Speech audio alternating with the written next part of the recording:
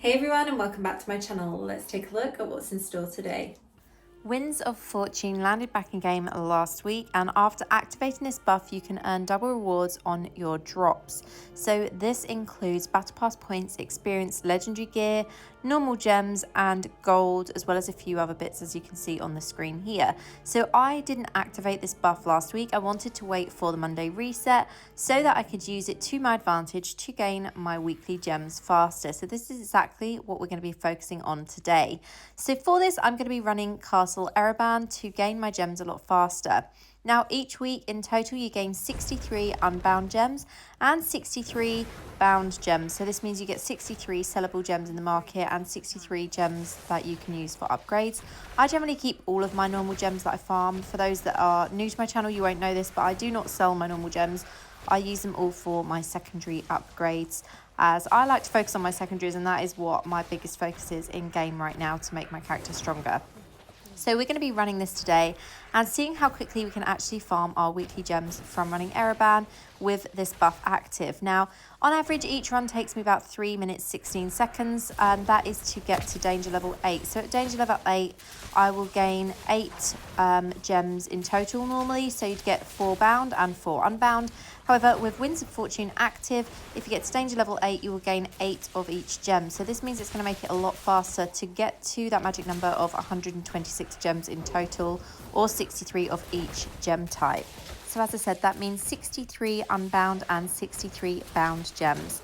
So what I'm doing with my Winds of Fortune is I'm only going to be using this for the benefit of the legendary drops and for the benefit of gaining my normal gems faster. So I won't actually be going back into that events tab and claiming the points, as I don't want to claim any of my battle points currently. Now the reason for this is because I want to make sure that I have all my battle pass points saved up in case we get a paragon increase. Now this has been discussed a few times with the new Inferno difficulties that we'll be gaining soon.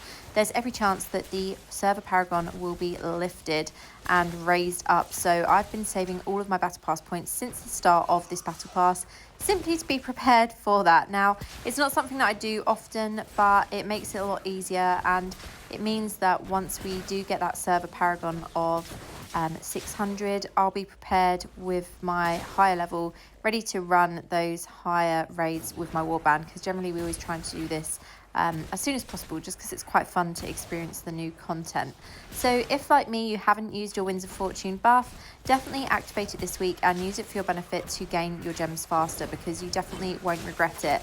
Now you can obviously do this by farming Abyssal Verge, by farming Castle Erebban like I am here, or by doing the hidden lairs. Now I prefer the Erebban runs. If you haven't seen my video from last week, I've been finding this a lot faster. Hidden lairs obviously don't take as long to find now, because generally not many people are actually hunting for them anymore.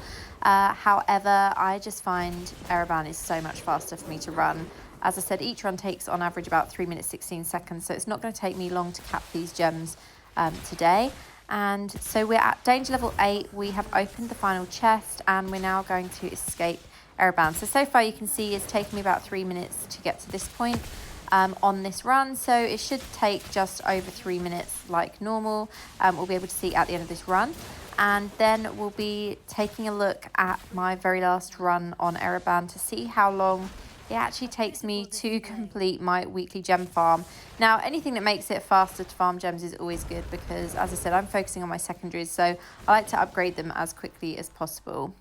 So first run completed in 3 minutes 19 seconds, so not much longer than my normal time, and we got to the maximum danger level of 8 there as well. So I'm just going to salvage all this scrap material, and then we're going to head into the last run. So instead of making you watch another run of Erebban, as you already saw enough of that last week, I decided just to film the drops. So you can see I've got double legendary drops here from it. I'm going to just salvage my gear again, and I finished running it at 9:54. You can see I'm completely capped here, and so that took just 38 minutes to completely cap my weekly gems. So super fast with Winds of Fortune active, and that's exactly why I saved it for this week. Last week I'd already done my weekly gems, or almost completed my weekly gem farm, and I thought there's no point me activating it just to get my double gem drop faster for like half of the gems that I need. So that's why I saved it for the new week and the reset on Monday.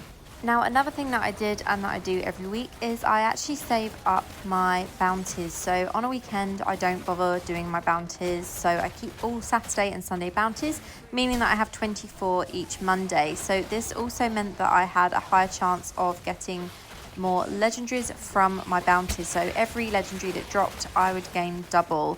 And so we ran terror bounties because this is what we normally do as a warband. As you can see, I'm here with my warband guys, Game Zone, Agadea and Bookie as well. And yeah, this made it much more fun to see what legendary drops I got and if I was gaining double drops, which you can see here. So I have 2 drops there, shoulders and legs as well. And we're going to go and see if we get anything extra from handing in my bounties as well.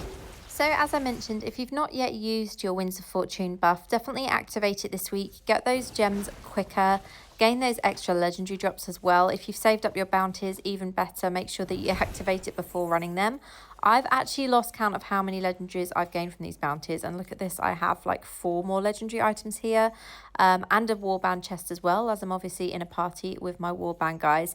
So we're going to go ahead now and identify these, see if we actually have any upgrades. I kind of doubt it, but we'll also see how many legendaries exactly we've gained from running the bounties with that buff active. So obviously not only have we gained our normal gems quicker, we've gained a lot of extra legendaries from this event too. So these are all my legendaries that I've gained from Erebban and also from bounties. So bounties actually gave me 18 legendaries. Erebban gave me 4, and then I had 1 random legendary from Sunday that I didn't actually identify on Sunday before I logged out of game. Now, unfortunately, as you can see, there is only a green arrow on 1 item, and it isn't really an upgrade because it doesn't have the attributes or the magic that I wanted. I only really swap something out if it has critical hit chance or if it has one of the magics for a skill that I'm using within my build and another magic attribute as well, but unfortunately it doesn't have that. It doesn't have what I need. So all of these are going to be salvaged, unfortunately. However, you may have more luck. You might find that you get a decent amount of legendary items. So definitely activate the buff. As I said, don't claim the experience points. Don't actually claim the rewards from the Winds of Fortune tab. That will be sent to your mail, so you won't actually lose out on the experience or the gold from that, I believe. I think it just goes straight to your mail once the event finishes, so on Friday morning that will be there ready for you to claim. But for now, just use it for your normal gems and the extra legendary items. So that is it from me today. I hope you've enjoyed this video. As always, thanks for watching. I'll catch you in the next one.